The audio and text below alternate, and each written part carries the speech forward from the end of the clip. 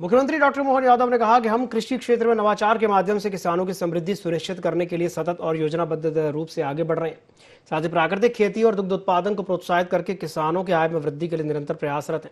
मुख्यमंत्री ने आगे कहा कि इंदौर में 18वें ब्रिक्स सम्मेलन का आयोजन होने जा रहा है, जिसमें विभिन्न देशों के कृषि मंत्री और विशेषज्ञ सहभागिता करेंगे। यह आयोजन हमारे लिए अत्यंत गौरव और सौभाग्य का विषय है। इस दौरान कृषि क्षेत्र, डिजिटल कृषि टेक्निक, तकनीकी आदान प्रदान समेत अन्य महत्वपूर्ण विषयों पर व्यापक गहन मंथन होगा।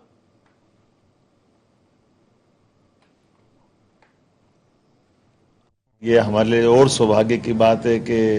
वो हमारे राज्य के साथ लंबे समय तक इस राज्य के अंदर किसान कल्याण के काम के कारण सिंचाई का रकबा, फसल का उत्पादन और खास करके कृषि, एक तरह से हरित क्रांति हमारे प्रांत में 2004-05 के बाद में जो हुई है वो सबसे छिपा हुआ नहीं है। ऐसे में और उन्नत किसानों के साथ किसान की आय बढ़े, उनके जीवन में विविध प्रकार की नई तकनीक और टेक्नोलॉजी का लाभ मिले और जब प्राकृतिक खेती और कई प्रकार से अब तो आगे जाकर के कृषि के साथ कृषि के अलावा भी आय बढ़ाने के साधन, तो जैसे ब्राजील से लेकर कई ऐसे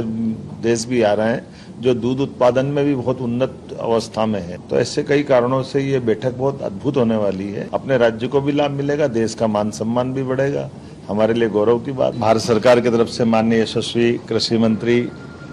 और माननीय प्रधानमंत्री श्रीमान नरेंद्र मोदी जी के नेतृत्व में ब्रिक्स का जो महत्व स्थापित हुआ वो सबके सामने है। ऐसे में सौभाग्य की बात है कि मध्य प्रदेश से आप कृषि मंत्री होने के कारण से हमारे लिए इंदौर का यह गौरवशाली मौका मिला है, जब ब्रिक्स देशों के प्रतिनिधिगण यहाँ आकर के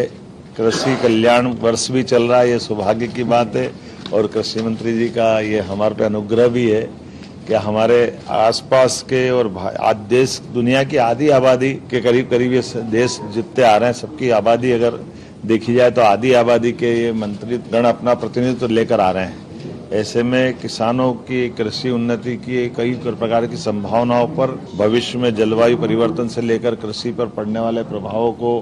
लेकर ये बड़ा आयोजन हो रहा है और मैं माननीय मंत्री जी का आभार मानूंगा जिनके कारण से ये हमारा अपना मध्य प्रदेश का चयन हुआ और इंदौर को इसको मौका मिल रहा है।